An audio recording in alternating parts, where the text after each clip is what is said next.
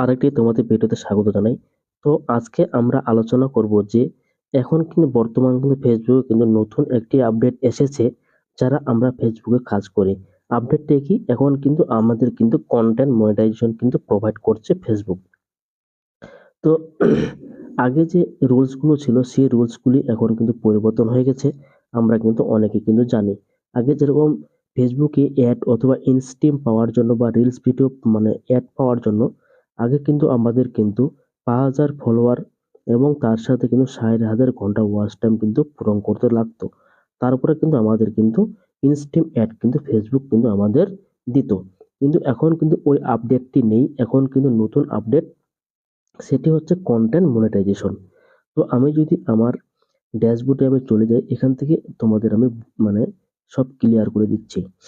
এখান থেকে কি, এখানে আমার যেরকম কন্টেন্ট মনিটাইজেশন এখানে আপনারা দেখতে পাচ্ছেন। এই কন্টেন্ট মনিটাইজেশন কিন্তু এখন কিন্তু এড হয়েছে। তো এখানে যদি আমি ক্লিক করি, এখানে ক্লিক করলে কিন্তু এরকম একটি ড্যাশবোর্ড কিন্তু ওপেন হয়ে যাবে। এখান থেকে তোমরা দেখতে পাচ্ছ আমাদের কিন্তু ইনকাম কিন্তু অলরেডি কিন্তু শুরু হয়ে গিয়েছে।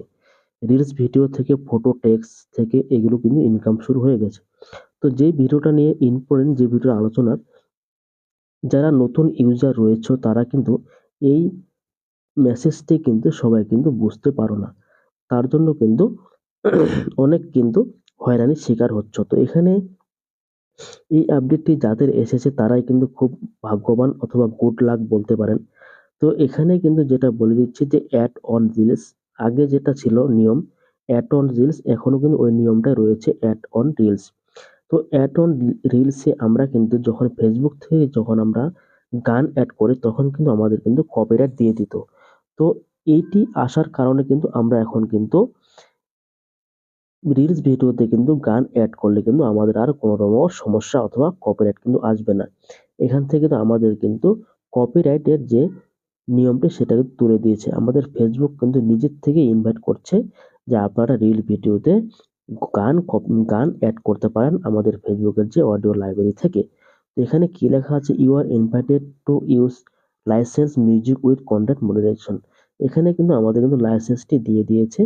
এটা আমরা এখন কিন্তু ফেসবুকের লাইব্রেরি যতগুলো গান রয়েছে তখন কিন্তু আমরা কিন্তু অ্যাড করতে পারবো। নিচে যদি আমরা যদি আরেকটা জিনিস লক্ষ্য করি, এখানে লেখা রয়েছে your reels can now earn money if you include eligible tracks from the Facebook audio library.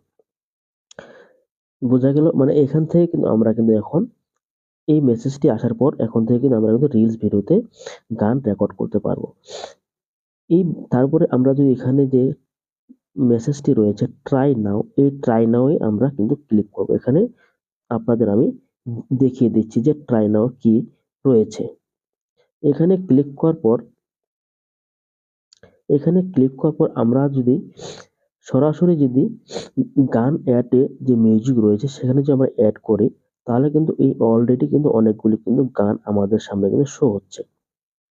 এখন যেটি বিষয় রয়েছে, আপনাদের যদি ওই মেসেজটি আসার পরেও যদি এই রেভিনিউ শেয়ারিং একটা অপশন দেখতে পাচ্ছেন গানের নিচে, তার নিচে একটি দেখতে পাচ্ছেন ডলারের চিহ্নর মতো, এখানে দেখতে পাচ্ছেন আপনারা এই ডলারের চিহ্নটা।